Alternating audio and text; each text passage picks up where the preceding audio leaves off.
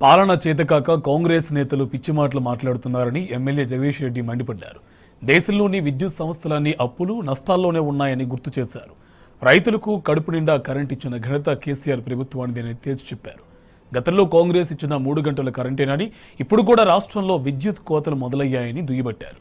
ప్రజలకు ఇచ్చిన హామీల నుంచి కాంగ్రెస్ తప్పించుకోలేదని జగదీష్ రెడ్డి స్పష్టం చేశారు. రాజస్థాన్ వీళ్ళు నిన్న మొన్న దాకా వెళ్ళిన రాజస్థాన్లో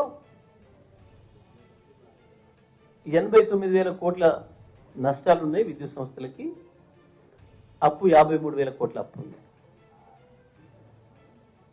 వీరు వెళ్ళిన రాజస్థాన్లో నిన్నటి వరకు ఉన్న రాజస్థాన్లో 53,000 కోట్ల అప్పు, 89,000 కోట్ల నష్టాల్లో ఉంది రాజస్థాన్ విద్యుత్ సంస్థ. ఇంత చేస్తే కూడా ఏమన్నా విద్యుత్ రైతులకు ఇచ్చిందా అంటే అది లేదు. రైతులకు 6-7 గంటలకు మించి ఇస్తున్న వాళ్ళు లేరు. అప్పు చేసిమా, అడుకొచ్చిమా, ఇంకోటి చేసిమా, ఇక్కడ రైతులకు కడుపు నిండా ఇచ్చినాం మేము. ఏ నిమిషం కావాలంటే ఆ నిమిషం అందుబాటులో పెట్టినాం విద్యుత్ అన్ని రంగాల వినియోగదారులకి, రైతులతో సహా. అడ్డు కూడా అబద్ధాలు మాట్లాడేందుకు ప్రజల ముందర నవలపాలైనరు. దేనికి ఇదంతా? చేతగాక, ప్రభుత్వాన్ని నడపడం రాక, అడ్డగోలుగా అలవమాలిన హామీలు ఇచ్చి ప్రజల ముందు దోషులుగా నిలబడతామనే భయంతో తప్పించుకోవడానికి అబద్ధాలు పదే పదే పదే పదే మాట్లాడుతున్నారు. బట్టి గారు మీ దగ్గరే ఉన్నాయి కదా ఇప్పుడు అధికారులుగా, తెప్పించుకోండి. నేను చెప్పిన లెక్కలు అబద్ధం అయితే మీరు వెళ్ళిన రాజస్థాన్, మీరు వెళ్ళిన ఛత్తీస్గఢ్,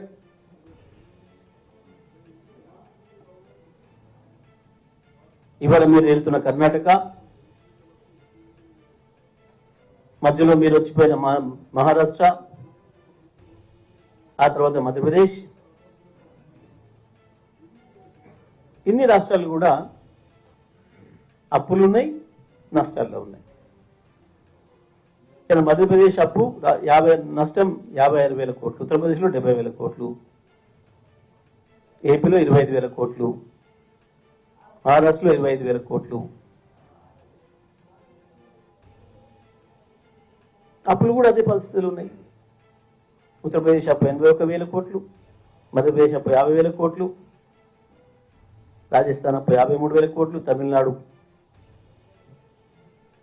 145 లక్షల కోట్లు.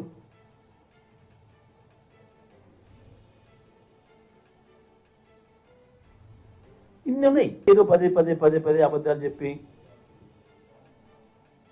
తప్పించుకుందాం ప్రజల నుంచి. ఏంటి ఇదంతా? 24 గంటల విద్యుత్తును ప్రజలకు ఇవ్వలేక, ఇవ్వటం రాక, మేనేజ్మెంట్ తెలియక తప్పించుకునే ప్రయత్నం. తప్పించుకోలేరు ప్రజల నుంచి. ఇవాళ పోయి అదేదో మాట్లాడండు, sub critical, super critical technology గురించి. భారతదేశంలో ఇవాళ అన్ని రాష్ట్రాలలో ఇంకా సబ్ క్రిటికల్ టెక్నాలజీతో నడుస్తున్న విద్యుత్ యూనిట్లు ఉన్నాయి. ఇంకా కూడా నిర్మాణంలో ఉన్నాయి కొన్ని. దాదాపు 16 రాష్ట్రాలలో ఇంకా ఈ సబ్ క్రిటికల్ టెక్నాలజీతో నడుస్తున్న ప్రాజెక్టులు ఉన్నాయి. దాదాపుగా 39 ప్రాజెక్టులు సబ్ క్రిటికల్ టెక్నాలజీతోని 2014 తర్వాత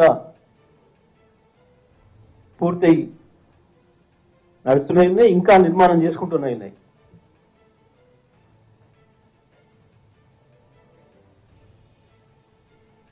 ఒకటి కాదు, 2 కాదు, భారతదేశంలో ఉండే సగం రాష్ట్రాలలో ఇప్పటికీ సబ్ క్రిటికల్తో నడుస్తున్నాయి. ఈ రాష్ట్రంలో కూడా ఉన్నాయి సబ్ క్రిటికల్ టెక్నాలజీతో నడుస్తున్న ప్లాంట్. దానికి ఏదో పోయింది, ఏదో అయింది. అసలు ఒక మాట చెప్పాలంటే, మీరు ఇయ్యర్ కరెంట్కి అప్పు తెచ్చిండ్రు. 2014లో ఆనాటికి మీరు చేసిన అప్పు 22,000 కోట్లు, మీరు ఇచ్చిన కరెంటు 3 నుంచి 4 గంటలు. ఇవాళ ఎందుకు అప్పు అప్పుడు మాట్లాడుతున్నారు? అసలు మీరు తెచ్చిన 22,000 కోట్ల అప్పు ఇప్పటి వరకు లెక్కేసుకుంటే అది 8,000 కోట్లు అయింది. 5 ఏళ్ళకి డబుల్ వేస్తే కూడా 22,000 44,000 అయింది. 44 ఇప్పుడు 88 అవుతుంది. ఎవరిని అడిగినా, ఏ సాధారణమైన బ్యాంకర్ని అడిగినా చెప్తాడు, సాధారణమైన రైతుని అడిగినా చెప్తాడు. ఇంత సాధారణమైన విషయం ఇది.